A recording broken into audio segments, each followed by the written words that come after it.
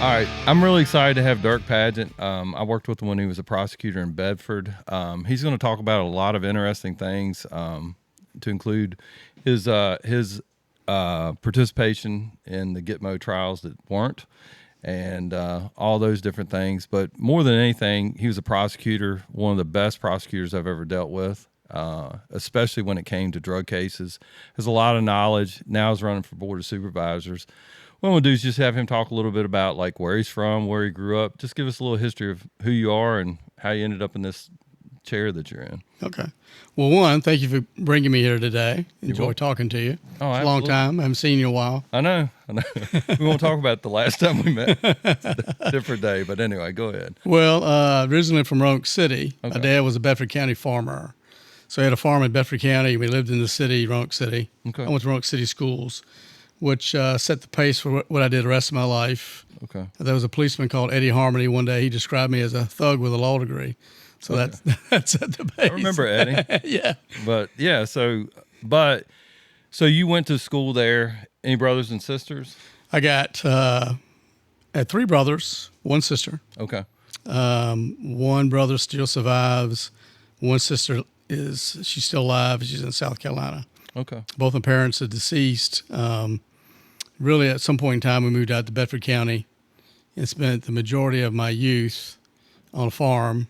Working every day, probably. Working every day. Okay. Winter, spring, summer. What kind of farm was it? It was a cattle farm. Okay. How many cattle did y'all have at any given time? We had about 30 cattle. That's enough. So that's cool. It was you grew up in Bedford County. Did you go to Bedford County schools? No, my mother insisted. She was quirky about the country. Okay. And because we had moved when I was in high school, she insisted I continue to attend William Fleming. Okay. William Fleming is an inner city school. Okay. Which looking back is astonishing because that was probably ran around with a lot of thugs. Right. Whereas if I'd have owned the Bedford County, it would have been a different environment. But when you talk about that, how did that impact how you look at things now? Like being around people that, I mean, you've been a prosecutor, you've been a prosecutor at both state, federal level, but also a military prosecutor and a defense attorney. Like being around that type of environment, I guess your mind and body aren't shocked about what you see as much when you grow up in that kind of environment. Would that be safe to say? Or well, it really prepared. Looking back, I didn't know what I was going through, but if you have to go to William Fleming, you have to be a little bit tougher. Mm-hmm. It's an inner city school. It's fights every day. Okay. Trash talking every day. And you learn not to be soft. Yeah. And so, because before I went in the Army right after high school. Okay. I think I went 20 days after I graduated, I went in the U.S. Army. Okay. Had to go. My dad says, sat me down at the kitchen table and says, asked me what my plans are. I says, I'll tell you the truth, I'm not quite sure. I just want to survive tomorrow at William Fleming. Yeah. That's my goal. And he said, well, let me help you out. Okay. I says, you either getting a job, you going to the military, or you going to college. Now, you haven't put a lot of time in your grades, so I guess you're not going to college. Okay. So that narrows the two. Okay. He says, either way, you're out of here after you graduate from high school. So tough love. Yeah. So I had to ask permission to stay until I went in the Army on June 27th, 1980. Okay. All right, so where'd you go to boot camp? Boot camp, Fort Benning, Georgia. Home of the infantry. You actually were infantry too? Infantry. Blue cord all the way, right? Blue cord. And it was So you were in Harmony Church then, right? No, Sand Hill. Sand Hill, that's right. Oh. Sand Hill. Yeah. So nobody believes it. I went to boot camp there too, infantry, and nobody believes how hot Georgia gets. That you're walking on the concrete and your boots are sticking into the concrete. Into the asphalt. Yeah. I went in June, and they had Black Flag days. Yeah, you couldn't train at all. Couldn't train at all because it's so hot. Yeah. It hit 95 to 100 degrees. We would do something, but the thunderstorms would roll in, and I remember once. Unfortunately, it was tragic. Lightning hit one of the trees. We were bivouacked in the woods, on one of the ranges. Yeah, FTX. Yeah. Field training exercise. Yep. And the tree fell, and it fell on two guys in their tent. I mean, it was tragic. and the drill sergeants are screaming at us to throw your weapons down and run out into the fields and lay on the ground. And nobody, and if anybody's not been in the military, you do not, your gun, your weapon, this is my weapon, this is my gun. We won't go finish the rest of it. But bottom line is, you don't separate yourself from that firearm under any condition. Never. And you have them yelling at you, and you're in a state of confusion anyway. So what did y'all do? I kept my weapon with me.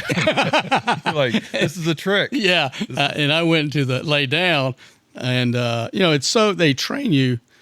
And subsequently, I went to Iraq. I served overseas. But you're so ingrained with that weapon. Yeah, this doesn't separate from me at all. The worst nightmare I ever had, ever. And I woke up in a panic. Okay. I dreamed I lost my weapon. And who was yelling at you? Everybody? Or you were just looking for it? I was frantic looking for that weapon.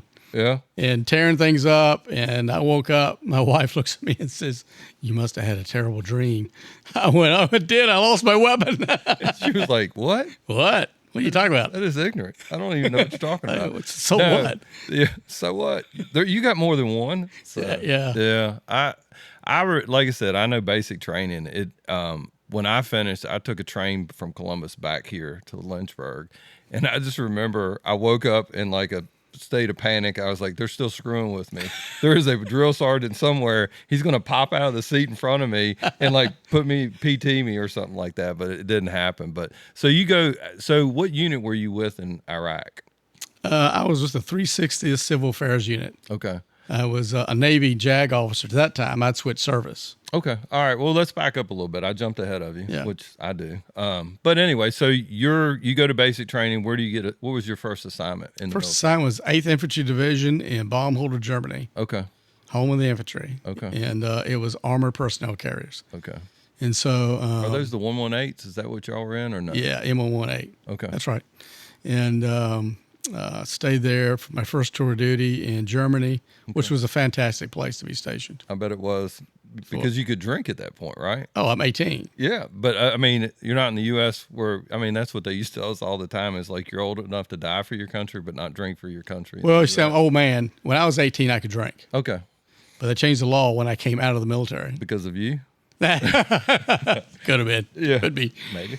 All right. So Germany, you're in Germany. Germany, we had this little canteen, they called it.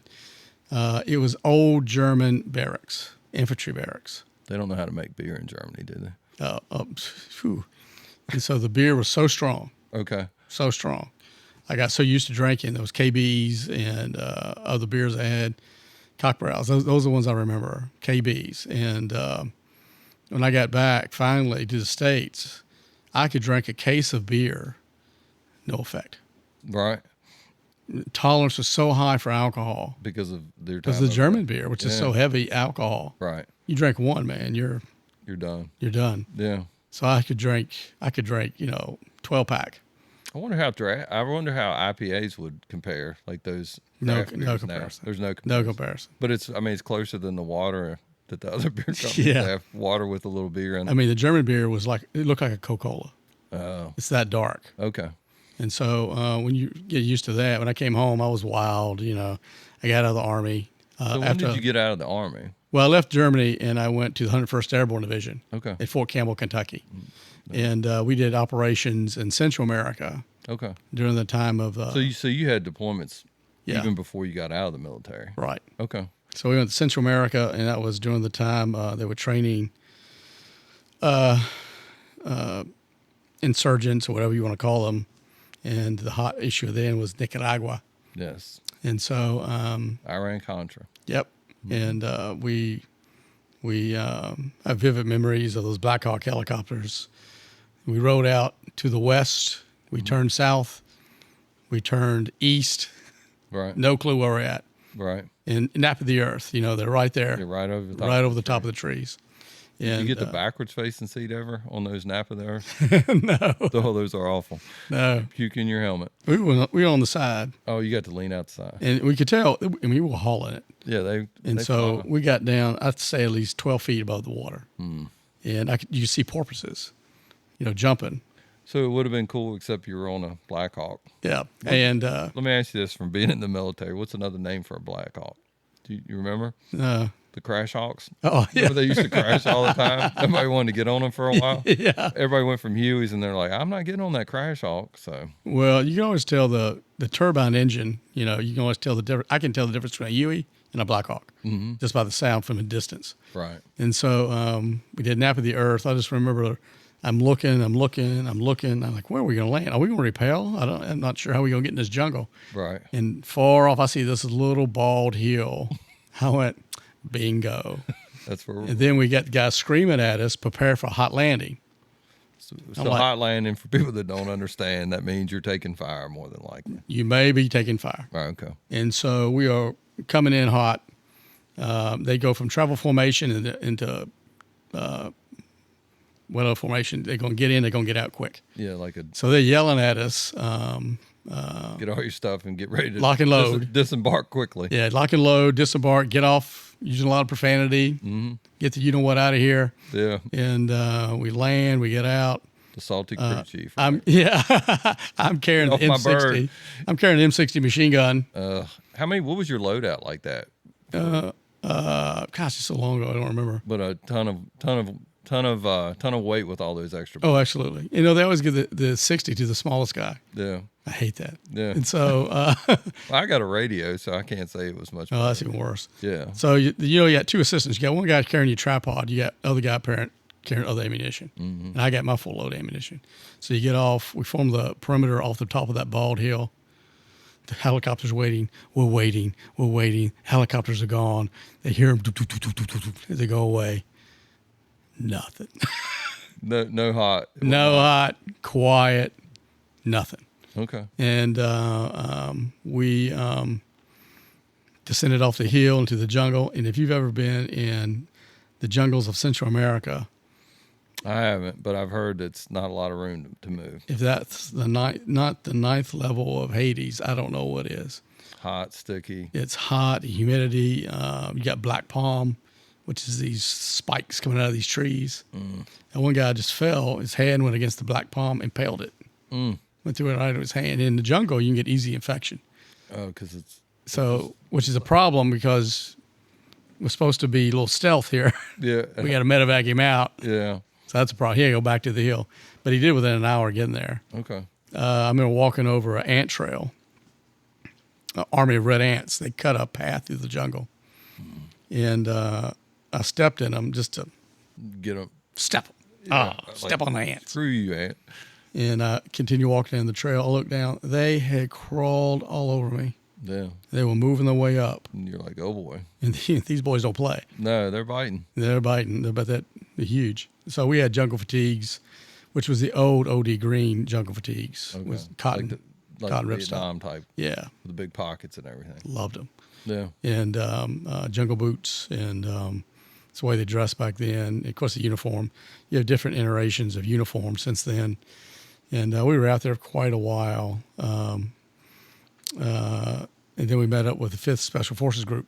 Okay. And we're supposed to assist them in their training. Really, we're just trying to add security. Yeah. Just for, And there's two comments out of that. Oh, a boy named Buford from Louisiana, big guy. He was the other 60 gunner. uh-huh. And we're going through a mangrove swamp, Right. which is up to your waist, nastiness. Trees are dead in the middle of the sun. So smacking your knees against them and everything, shins, everything else. There's this big snake Oh, God. comes weaving through the I was water. gonna say, I hate a snake. He panicked and let loose with his 60. Did you hit it? I don't think he even hit it. He was so shocked. So I took the 60 away from him. I said, give me that. We can't be doing this. We took his weapons away from him. Say, back of the line. Yeah. Not for you. And so someone else took his 60. I took his 45. And Not today. not today, buddy. Not So here. so that was one of your military experiences. So you get out of the Army, you come back to Bedford, right? Well, what I did, I came back, initially private practice, thought, So during that no, time, how'd you get your law? yeah, I went to college. I'm sorry. I went to Roanoke College. I went to University of Richmond to get my law degree. Okay. From there, I went into the United States Navy. Okay. So is that back? Did you get a GI Bill? Is that how you paid for it, or Yeah. did you have to work? Back then, you had a You had to do Montgomery GI Bill, Okay. which helped you, gave you a monthly stipend, not as Generous as it is now. right, Yeah. but But it helped. And Helped so a you lot. get so you get your law degre. So Right. when you come back, what was your dad's conversation with you then? Like, what did you learn? well, I came back and he looked at me and he says, I remember the conversations like they were yesterday. He looked at me and says, "So, you served 3 years in the Army. What are you going to do now?" I said, "Well, I thought I'd get out of the Army. I'm going to college. My plan is I'm going to go 2 years Virginia Western. I'm going to Roanoke College, and then I'm going to go to law school." Okay. My dad says, "Well, you can come back and live here." Oh, well, I mean, it sounds like tough love, but like when you see some of these kids that like don't have a work ethic, like it forces you still have that safety net. Right. He probably would never tell you that safety net was there, but like you did know, like, hey, I can go try this. But so you decide to go to law school. Right. You go to the University of Richmond. What's law school? I mean, everything I've ever heard about law school and taking your the bar exam. Did you take it in Roanoke too? Yeah. Everything I heard about it's like a nightmare, isn't it? Like trying to. Well, back in the old days, everything is softened. Okay. And be honest with you, I'm blessed that I went through proudly when it was challenging. Okay. And in Richmond Law School, the first day you show up, you're expected to read your assignments. And Before you ever get to your first class. yeah. Okay. And so when you speak, you have to stand. Okay. And when you stand, they go through the Socratic method where they don't tell you the answer. You have to figure it out. Okay. And so that was 3 years of that. After a while, you get used to that. And great school, great professors. I was just talking about the bar exam this morning. I saw a young man who's starting his journey in the practice of law. Mm-hmm. And we were talking about the bar. We were laughing about the bar exam. And favorite story I tell on that is I had studied that thing for weeks. The worst test I ever took in my life, and I'll never take another one, ever. Okay. And so when I got to the Roanoke Civic Center to take it, I remembered one of the questions will be about the newest statute that was enacted 3 years ago. Okay. Because they wait 3 years because there should be some judicial gloss, meaning some court rulings. Right. So I've been studying. I sat there in the parking lot for 2 hours rereading everything. Ugh. And then I looked at the statutes on arbitration. So I read it. I took the time to read it carefully again. Okay. Then I uttered an oath through the book in the back seat. Yeah. I'm not studying anymore. I'm done. Yeah, I can't. I'm either going to do it or I'm not going to. I'm not. So I came in, I relaxed. Back then you had to wear a suit and tie to take the bar exam. Mm-hmm. And people were nervous. Did they make y'all wear tennis shoes? That is what I heard is like now they make them wear tennis shoes so it's not so loud. No, you got to wear. But they still had to wear a suit and tie. Shirt and tie, work shoes. shoes. Tennis shoes because we didn't wear tennis shoes. We wear whatever you would wear to court. Yeah. Okay. All right. Dress shoes. So one guy. And how many days is the bar exam? It's 2 days. Oh, and multiple choice one day, essay the first. And how long does it take you before you realize you're going to get your law license, like that, whether you pass it or not? There was the rub. Okay. Back then, okay, if you got a small white envelope, you knew you had passed the bar. A white one? A small white envelope. Okay. Letter size. Okay. If you received a brown envelope, you failed the bar, and it contains your application for the next bar exam. Ooh, that's kind of ruthless, isn't it? Yes. Like you didn't make it, but here's a time for you can come back and take it again. Yeah. So I was going through Navy training. Okay. Because I decided to go in the Navy, be a JAG officer for the Navy. Okay. And I was going through officer training school, and I called home. My wife was all excited. Your letter came today. And I says, what is it? She said, it's a small white envelope. And you're like, yes. I said, that's it. I passed the bar. So you didn't even have it. She didn't have to open it. You already knew. I already knew. Because of the color of the envelope. Yep. That's really cool. So what is the?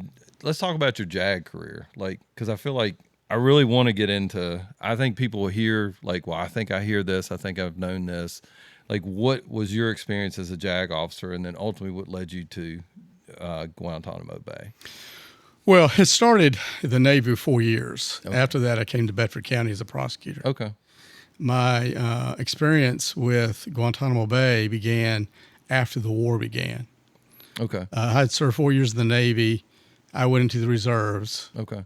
All right. Well, so I don't jump ahead of you. Let's talk about your time as a prosecutor. I remember your time as prosecutor. There is no better friend to have when you have a drug suspect and his attorney. And I don't know if you remember your slogan. Do you remember it? Yes. Sir, ma'am, your client can either play ball or I'm going to shove that bat up his ass. Does that sound familiar? Yep. And realistically, that's how we got a ton of information. And I feel like I know Sheriff Brown, when he was there, like he wanted to say, which he did a phenomenal job. I can say that because I worked there. But like I do think he did a really good job. But if we wouldn't have had a prosecutor holding them down like you were, it would have been a different story on these drug cases. Well, a lot of the times, I was probably an aberration, and that is I really hated them. Yeah. Okay. So, But you had to know the case, and you knew it was almost like playing poker. To me, when y'all go into these agreements with attorneys back and forth, it really does have something to do with the case that we bring you, but it also is how you present it to the other attorney. well, the key was not to be afraid to fail. Yes. I mean, I didn't want to lead you into that, but like that is one of the things I think on this show that I love the most is I want to bring people in here that want to work to failure, figure out how that failure looks like, and then train past it. How much did you learn from failing? Like if you had a case, you're like, all right, I lost this one, but this isn't going to happen again. You learn from it, right? Well, fortunately, in the Navy, in the 4 years I was in the Navy before I came to Bedford County, Okay. I was a prosecutor Okay. and defense counsel prosecutor and assistant United States attorney, Oh. special assistant. Okay. So I prosecuted in federal court and I became the senior prosecutor on the Norfolk Naval Base, doing homicides, robberies, drug charges, you name it, I did it. Even looting and pillaging in Kuwait City. Okay. I even prosecuted the armed robbery of the USS Saginaw. Somebody robbed a ship? Robbed a warship Oof. by gunpoint. And In Norfolk? in Norfolk. Oh. Crawled up the back of the ship in a ninja outfit. Went through the bowels of the ship. Okay. Came up through the conning tower. Okay. Pulled out a silver-plated 357. Put it in the disbursing officer's face, Disbo. Told him to open the safes. Now, usually back then, sailors were paid in cash. Oh, I didn't even think about that. So there was probably $20 million in those safes. Back in what year would that be? 1992, somewhere around there. That is insane. And so, fortunately, the Saginaw had been given word there's going to be delay in deployment. So the dispersing officer, afraid to have all that money in the safes, sent it back, except for $30,000. Oof. So when he opened the safes, he was enraged to find only $30,000 in cash. So he tied him up, duct tape, walked to the bridge of the quarterdeck, put his gun in the guards' faces, made them throw their guns in the drink. And was that Marines then at that point, or They were sailors? Sailors. Okay. He walked off the dock into a fog, and nobody knew who did it. Okay. You know, and I worked on that investigation for months. Finally figured out who did it. Who worked it with you? NCIS? Is that who worked it? FBI. FBI worked the case. All right. So that's how you got to one of the ways you had to cross that. Yeah, NCIS and FBI. Okay. And then we finally figured that out. It was a disgruntled lieutenant on the Saginaw who had been shipped out and came back and robbed the ship to get his CO in trouble.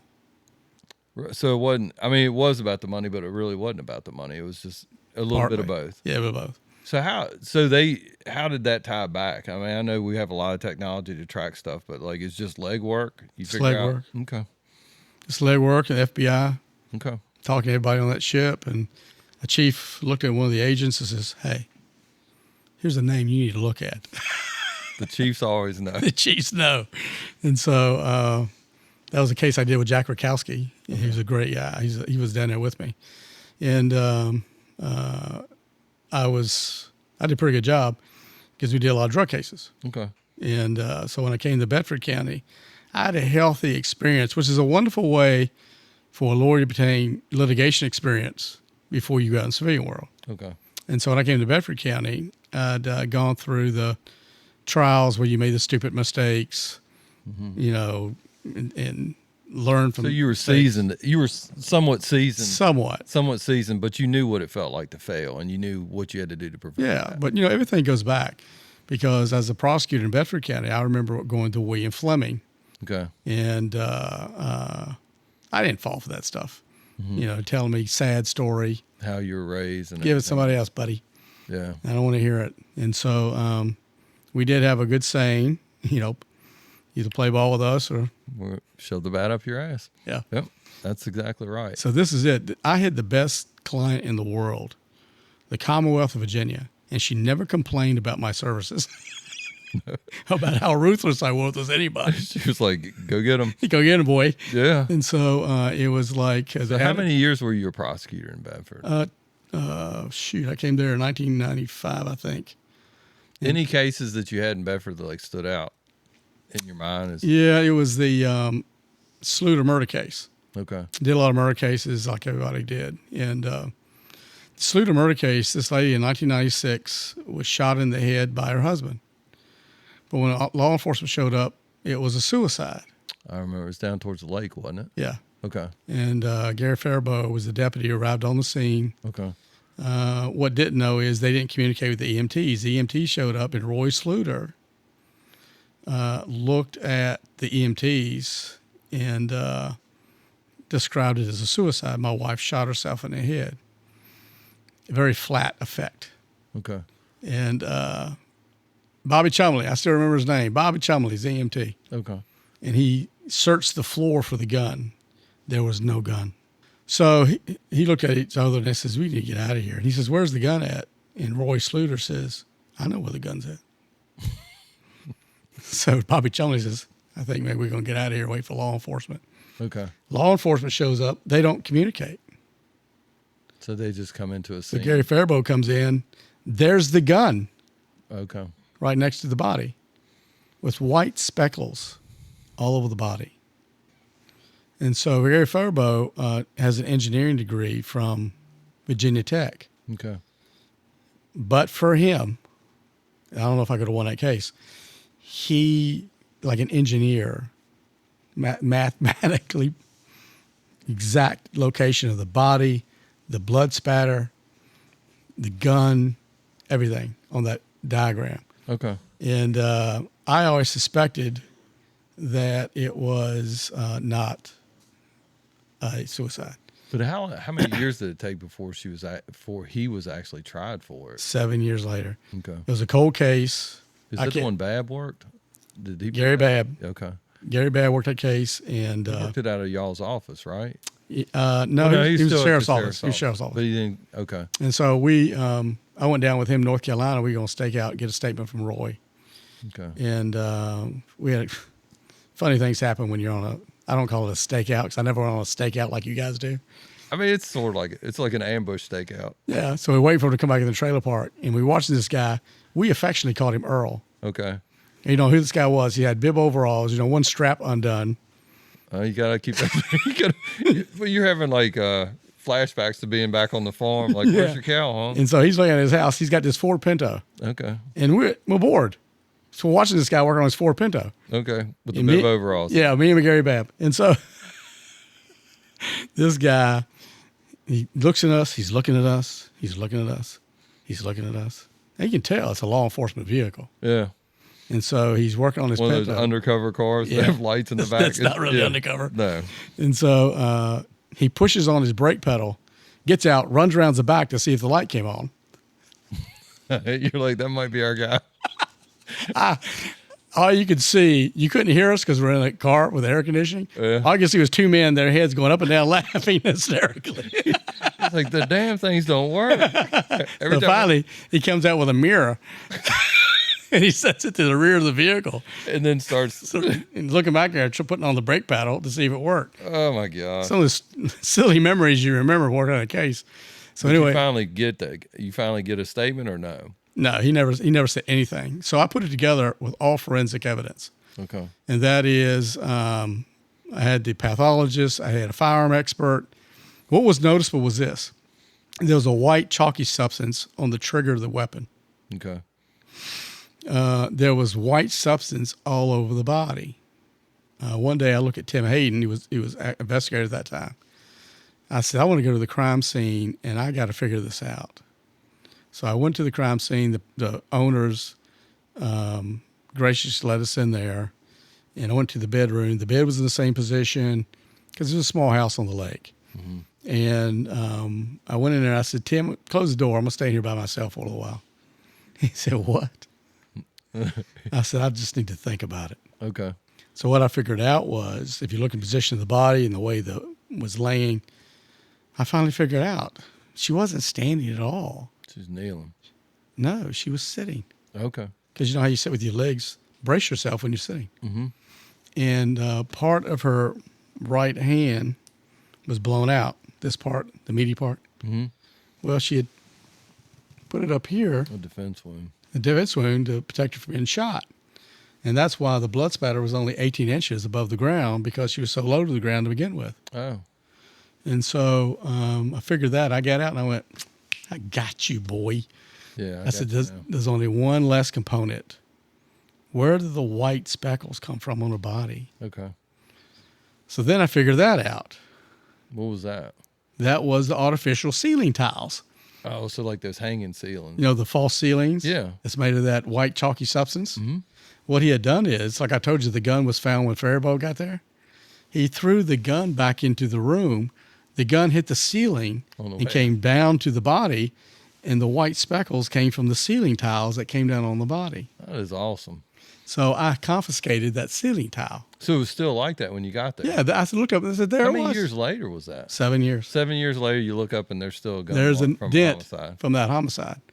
So I said, Tim, I want it. So I guess that I always think about like funny ways of describing things, but like if the walls could talk, 7 years later, the ceiling spoke. The ceiling told the story. Yeah, that's awesome. So we took that, and that was ceiling tile shown to the jury, along with it was all had no statements from Roy. Right. It was all put together. I don't think people realize how difficult it is to prosecute somebody even a year or two later, much less 7 years later when he walked away from the scene. Because I think general public, for the most part, you really have to convince them, like, hey, this really did happen. Because, like, from my standpoint, they look at it and go, well, why didn't they arrest him if it was that obvious? It wasn't, because what they had done is they accepted for face value what the guy told them. Right. And wrote it off as a suicide. Right. Well, I kept it in my, one prosecutor worked on it, then I worked on it. I worked on that thing forever. Finally, I looked at the Commonwealth attorney. I said, I'm going to indict him. And, you know, I've already told you how aggressive I am. Yeah. He said, He wasn't. I don't think so. I don't think you can win that case. You're like, I will try. I said, well, I'm going to indict him. Okay. I've already prepared the indictments. It's going to the grand jury. Good deal. And so you got your true bill? he wasn't happy because he thought I indicted a loser. And so there was a 5-day jury trial. And on Friday, the jury came back on the same day she was buried. The trial started on the anniversary of her death. 7 years later. And it ended on the day of her burial. And 7 years later. Seven's supposed to be a religious number? It is. Huh. And so the jury came back with guilty. And my boss looked at me and says, you're not going to win. And the chief investigator says, you're not going to win. I says, you watch me. And you did. And I did win. I just think about, like, with government in general, if there were more people like you that are willing to take that risk. I think that's the biggest thing in law enforcement right now is nobody wants to take a risk. It's terrifying because we want the public to like us. We want them to embrace us. And sometimes you have to do what's difficult. And sometimes you might be the only person standing there saying, no, we're going to do it Despite what everybody else says, I know in my heart of hearts this is right. And even if I lose, I've at least tried it. Well, sometimes you got to stand alone. Yeah. And I've stood alone a lot in my life. No, but I mean, but you're the type of person that makes and that's why you're here. It's because like I want people on here that will talk about like what it's like. I've got a guy coming on later that talked about like he took on the whole United States government, and he was right. But if he would not have stood up, one single human as big as the U.S. government is, he stood up. And if he hadn't stood up, nobody would have ever known what happened. And like for you, I think that's a good segue into like what happened at Guantanamo Bay. So you finish your prosecution time, you're in the reserve. The In reserves, 9/11 happens. Okay. And I was in court, in juvenile court in the in Bedford. Bedford County. Okay. And I just finished juvenile court. Came in, the TV was on, and watching, and I watched the second plane go into the building. And it's shocking. It was shocking. I kept thinking, that can't be true. That's got to be an accident. Yeah. And 2004, I was called up, went overseas with the Navy, and I was a But staff that judge point, advocate. you're a JAG officer. I was a JAG officer. And so they mobilized me. Sent me overseas in 2004, and I stayed mostly in Kuwait.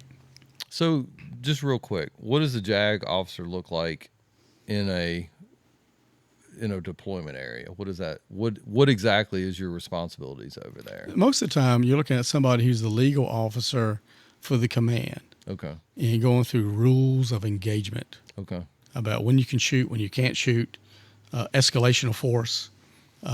We were guarding the ports in my first tour, and so they had a serious escalation issue about whether the gunboats get too close, or by that time the war in Iraq is now an occupation force.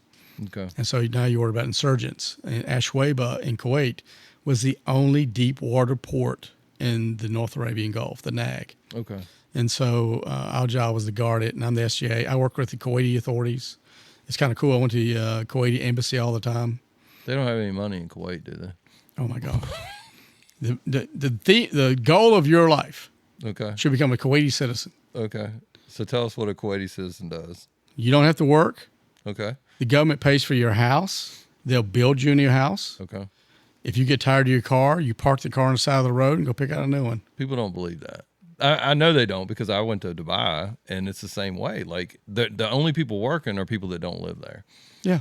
Or that aren't citizens of that. If you're a third country national, yes.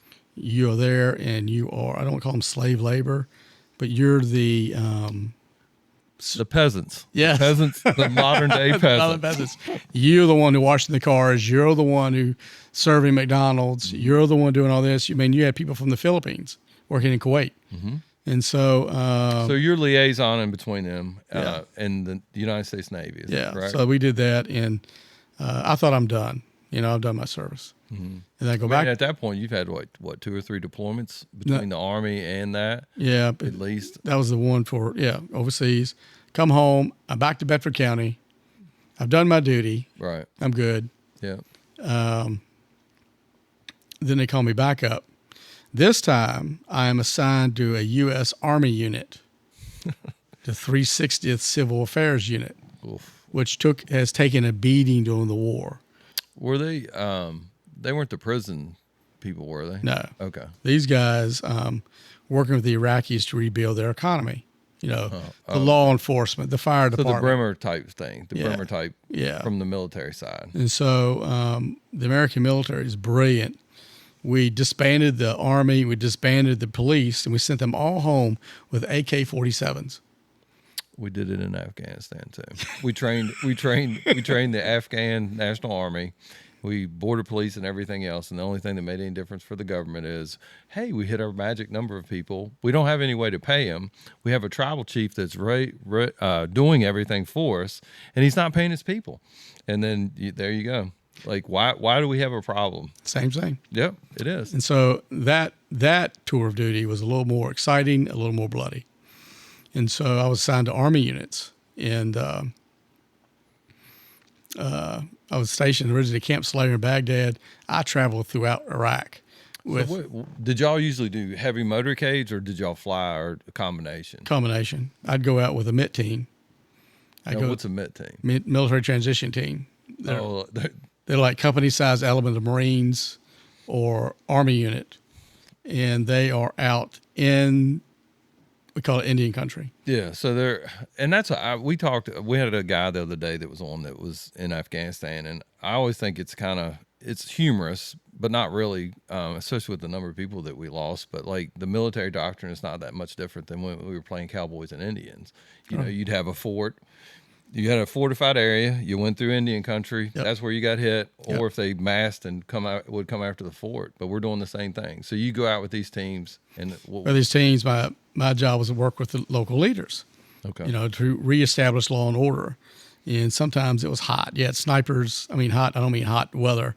but it was hot. It was hot. It was hot. Body armor, 120 degrees, but it was A lot of negotiation, and people in that part of the country are master negotiators to get what they want, but they don't produce much. no. They are. You got snipers, you got rockets, you got mortars.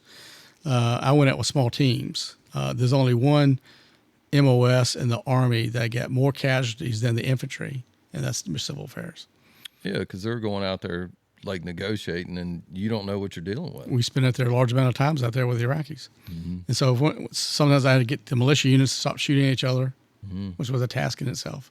Yeah. Negotiating with them, then you had to don't shoot at us. That's very Well, important. I think people don't understand tribes. Like they don't the people in that part of the world look at things as like, I'm Sunni, you're Shia, we can't like each other. It doesn't matter what part of the city you're from or I think anything they else. killed each other. Yeah.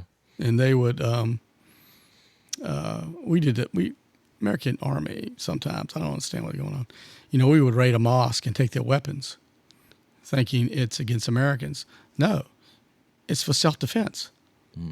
Because we took the weapons out of a mosque once. A week later, they came and killed everyone in that mosque. They had no weapons.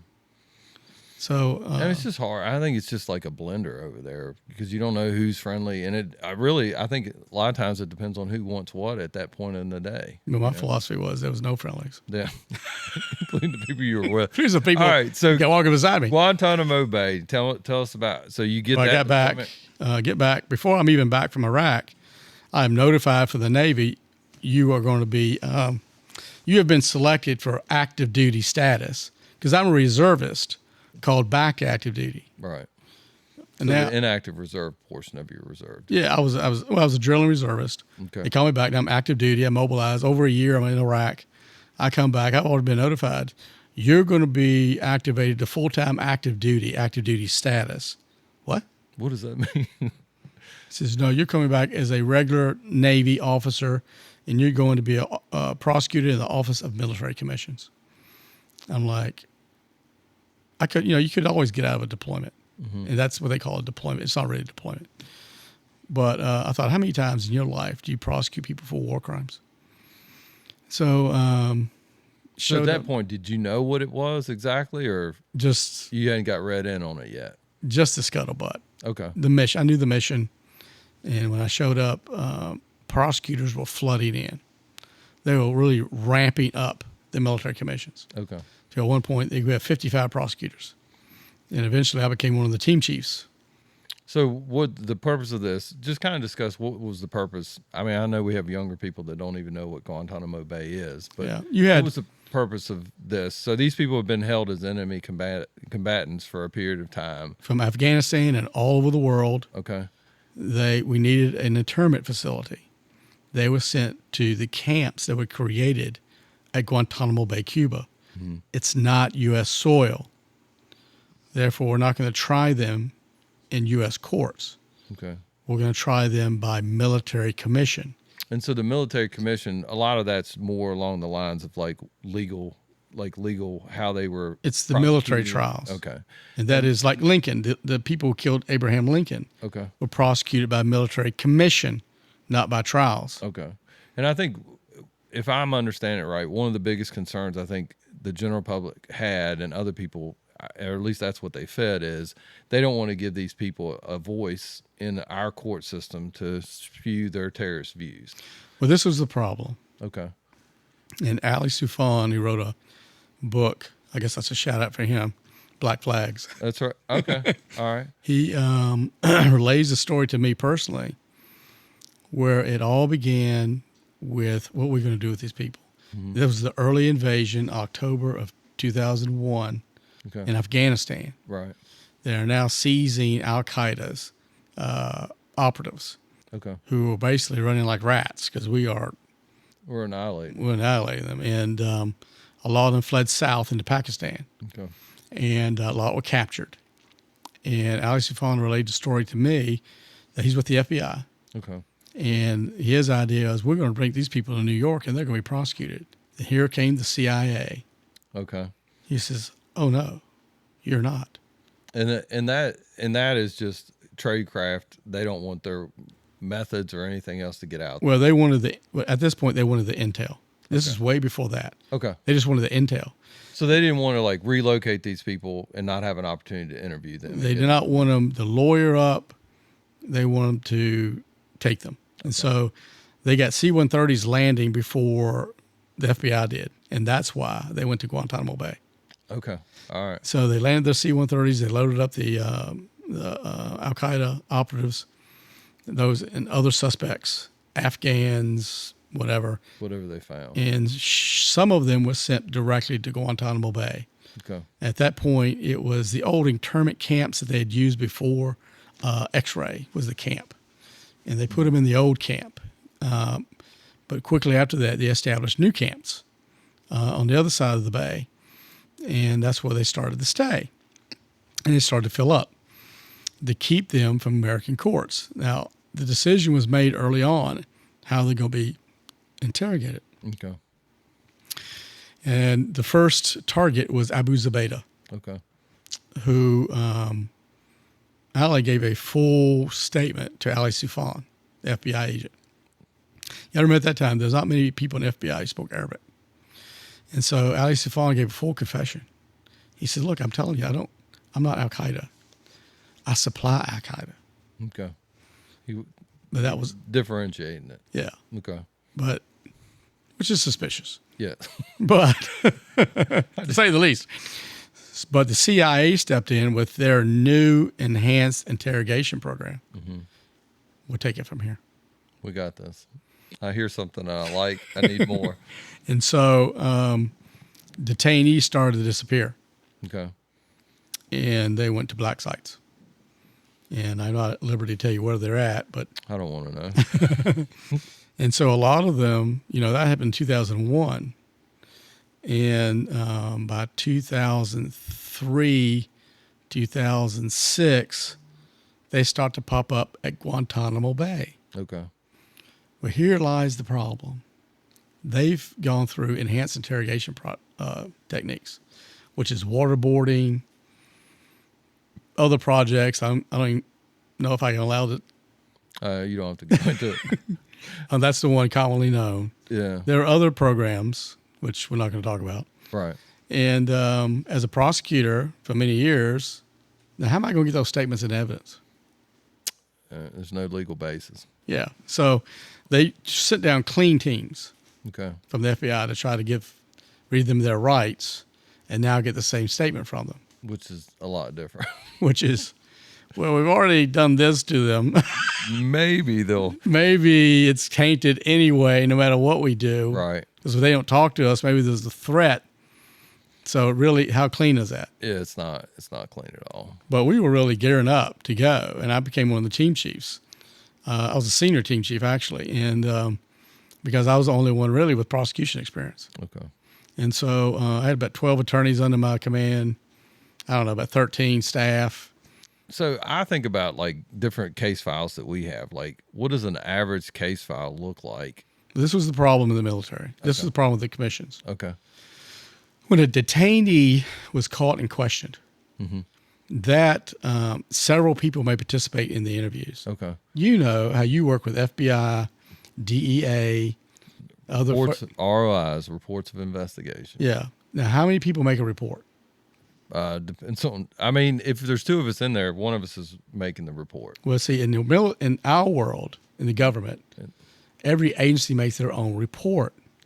So they may glean a nugget here, one may glean a nugget here, and that finds its way in the reports.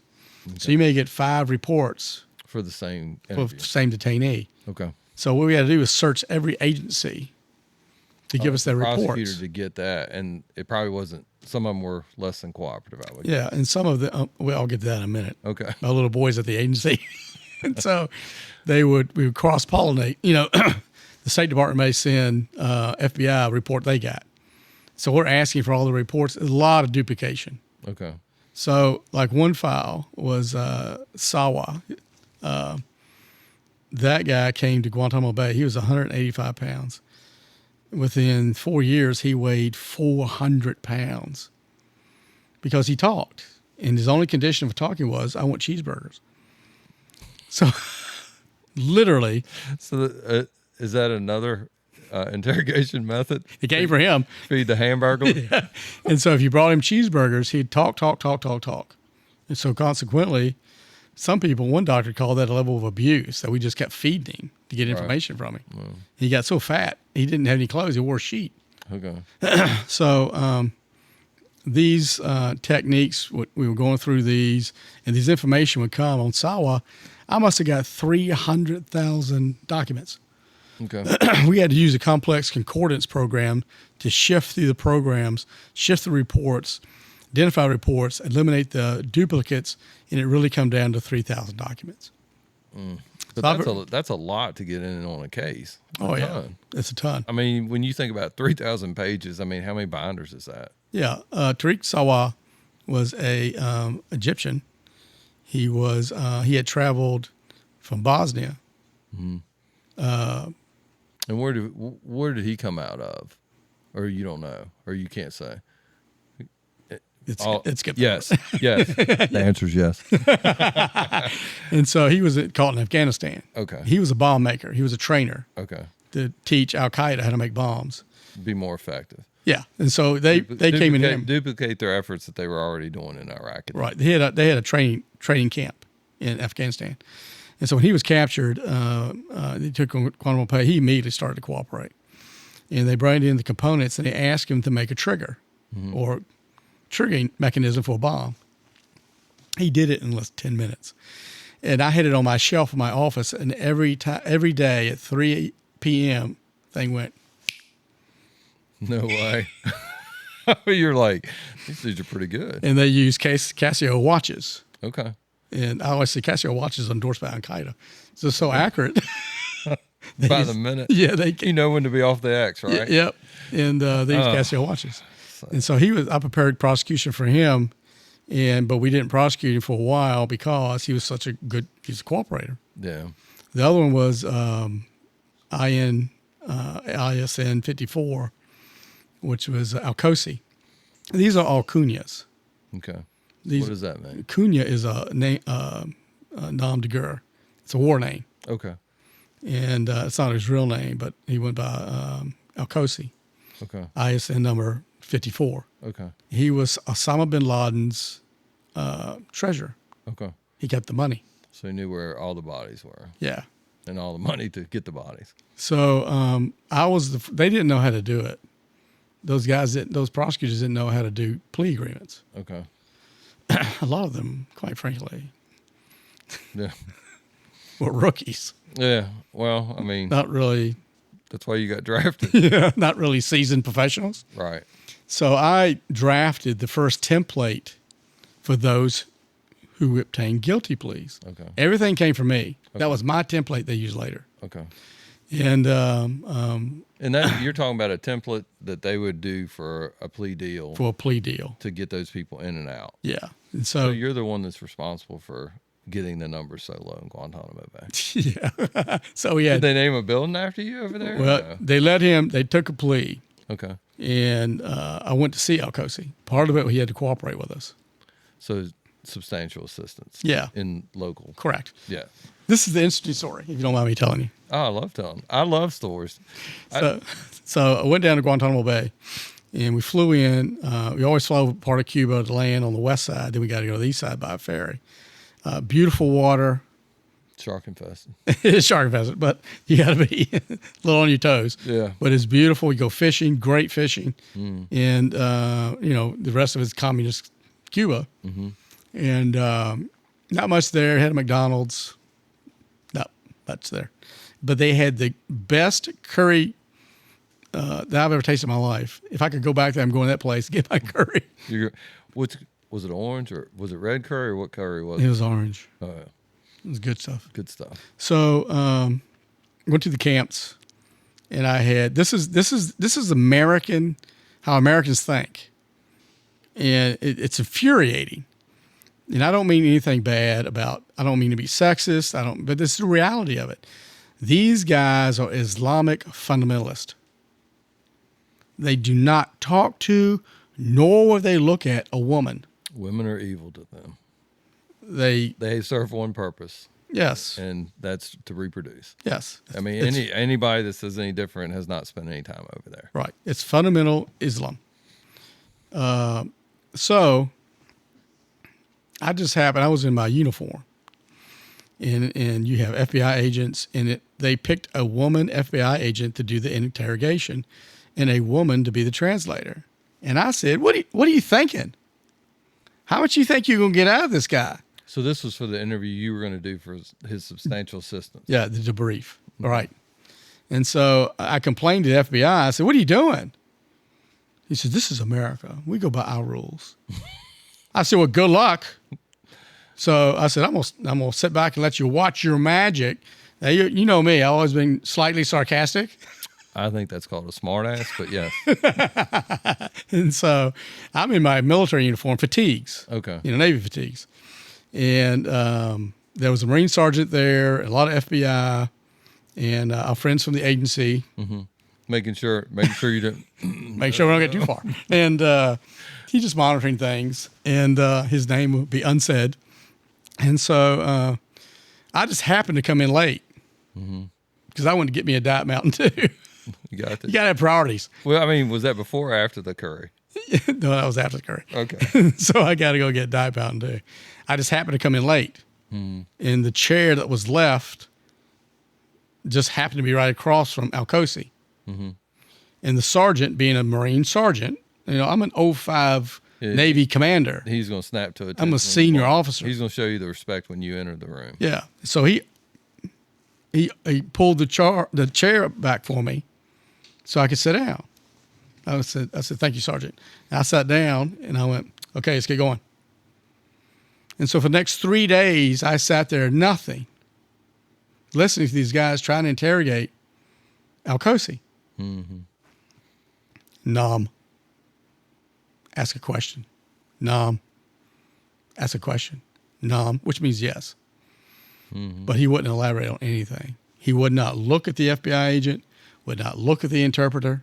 He's definitely not going to engage with them and give them the information. Yeah, he's answering the question, but he's not flushing the information out. He's not cooperating.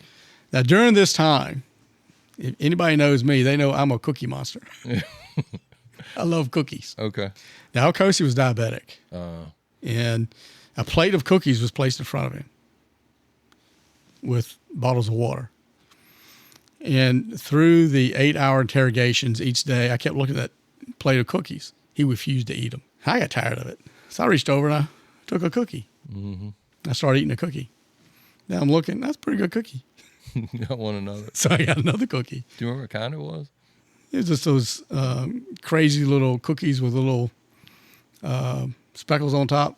Oh, okay. Buy them in the store. Like sugar cookies. Yeah, sugar cookies. Okay. And so being a sugar hound, that was... You're like, that's it. I'm going to sit here for 8 hours. I'm going to have a cookie. I'm doing something, eating a cookie. And so I brought my Diet Mountain Dew, and I'm listening. And he's watching me eat those cookies. Mm-hmm. And about the third day, I take another cookie. He reaches over, and he takes a cookie. He eats the cookie. Okay. And this is doing when I was talking to him. Mm-hmm. So finally, on the fourth day, I said, "Boys, you mind if I have a try?" Because you were just there watching. Yeah, I'm not really supposed to participate. I'm just there watching. But this is not going well. Yeah. You mind if I try? Sure, with contempt. Go ahead. We've been here for 24 hours at this point. Oh, we've been there 3 days. Yeah, 8 hours a day. Yeah, 24 hours. I'm like, oh, for the love of, I can't take it anymore. Right. So I didn't know whether I get anything, but it gave me something to do. So I looked at him, and I sat down in the morning. Mm-hmm. And I stared at him for a minute. I said, "This is the way this is going to go." Interpreter, blah, blah, blah, blah, blah. Yeah, you have to. It's not as dramatic, is it? Yeah. I mean, you can be angry, and then you're looking at the interpreter and like, can you get angry for me? I'm just staring at him. Right. I said, "I'm a soldier. You're a soldier. I'm going to talk to you with respect, and you're going to talk to me with respect." Mm-hmm. I said, "I understand where you're coming from, but now it's me and you, and we're going to have a chat." Numb. I went, "I want to know how you came in contact." I said the same. I know. It's dramatic. I know. "I want to know how you got in contact with Osama Osama bin Laden. bin Laden." Right. Sudan. Oh, he told you, and away you went. And the way he went, he babbled. And we talked back and forth. Interesting. Fascinating. Yeah. I said, "Who is the go-between?" He told me. I said, "What were you doing?" He said, "Oh, I handled the money." He said, "Oh, such a headache. Greenbacks to shekels, shekels to greenbacks."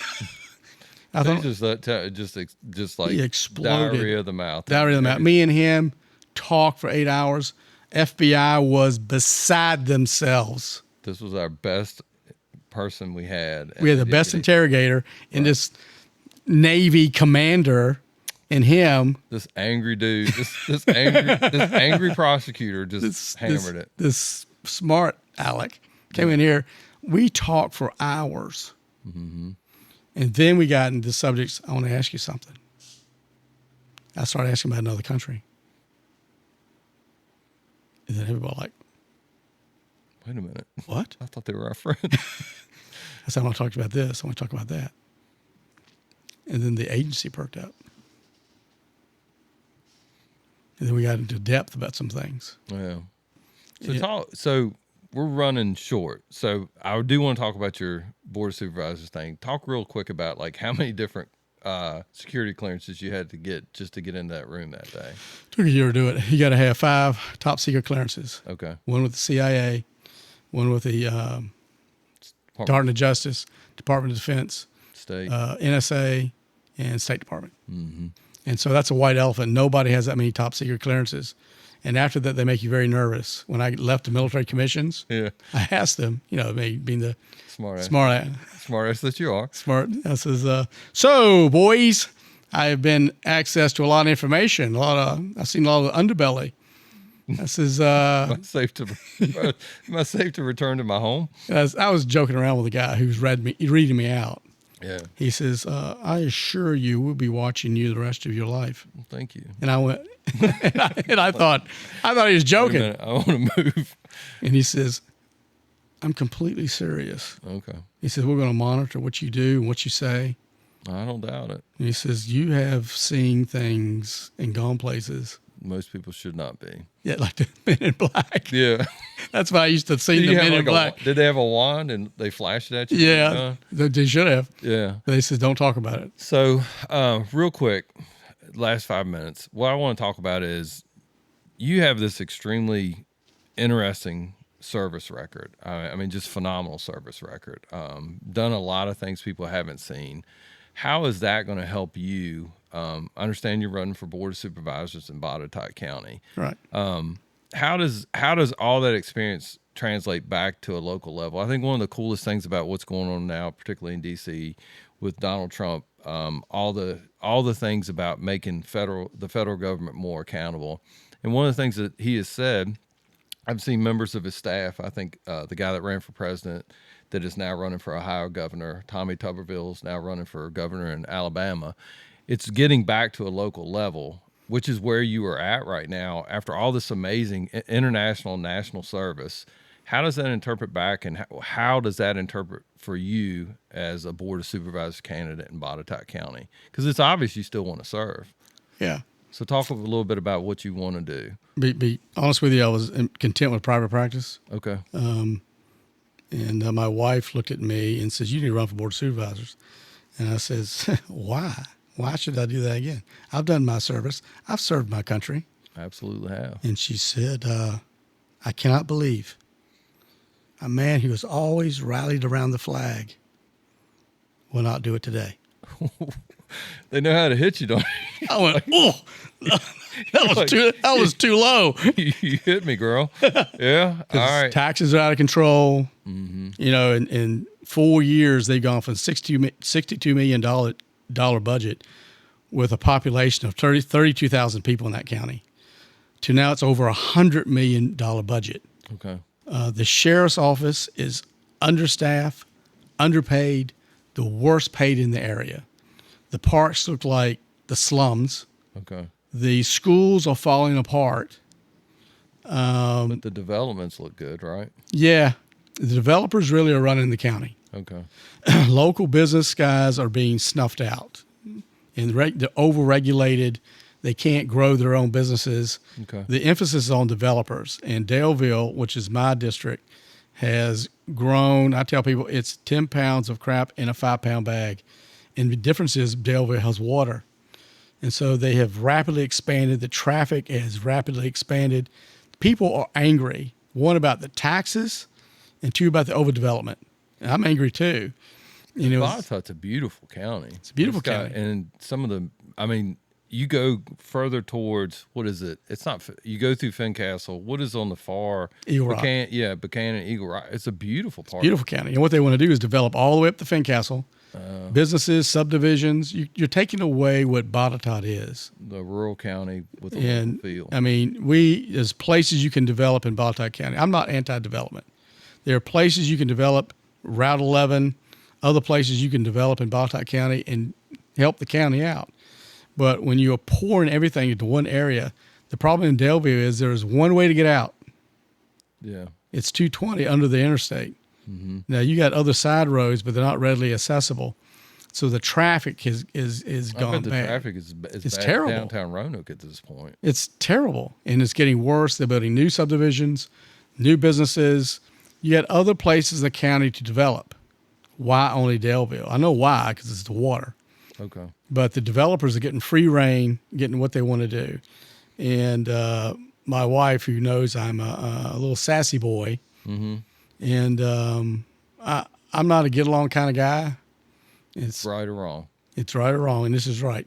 My dad said, right's right, wrong's wrong. And they're not doing the people right. And it doesn't matter who's doing it. Yeah, so the Board of Supervisors are like lapdogs for these developers.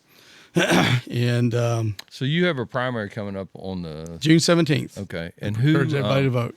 I tell you, I'm gonna ask for a personal favor at some point because I know you know her. Winsome Sears, Yeah. probably one of the more interesting people I've read about. Looked at some of the stuff she's done. She's supporting what you're doing, correct? Yeah. I talked to her. She came to Botetourt County. We talked, and she's not endorsing me. She doesn't endorse anybody.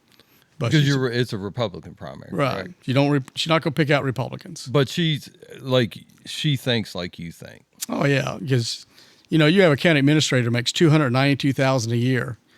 And the county administrator in Bedford County makes $195,000 a year. The one in Roanoke City makes $255,000 a year. Seriously? Yeah. And it's slush funds for buddies, all their buddies. I never seen so many people might have $100,000 salaries in Botetourt County. Yeah. And meanwhile, everything else is deteriorating. The Lord Botetourt it's deteriorating, Okay. and they're doing nothing about it. Okay. So, there's a movie Midway when the war started. There's a famous line in there is when the chips get down, they call in the SOBs. And you're the SOB. Well, like I said, I appreciate you coming on. Phenomenal story. I probably want to have you come back and just talk about the tribunals. I think, I call them tribunals. I know you have military commissions. That's what they were war tribunals. But I think that would just be an interesting show just to talk about all the different things that you accomplished and just how that fits. And I feel like we have a new war on terror with the drug cartels. What is that going to look like if we start dealing with that? I always thought about writing a book. It's very interesting in the politics that went into it. but particularly when President Obama became president. Mm-hmm. It's quite the story. Well, like I said, I really appreciate just the friendship that we've had, but more than that, I really appreciate all your service. Well, I appreciate your service. Well, thanks. What you did for the country, what you did for Bedford County. No, I You've appreciate been in law enforcement many years. Too long. So, no, thanks a lot. I appreciate it. I enjoyed working with you. No, I appreciate it.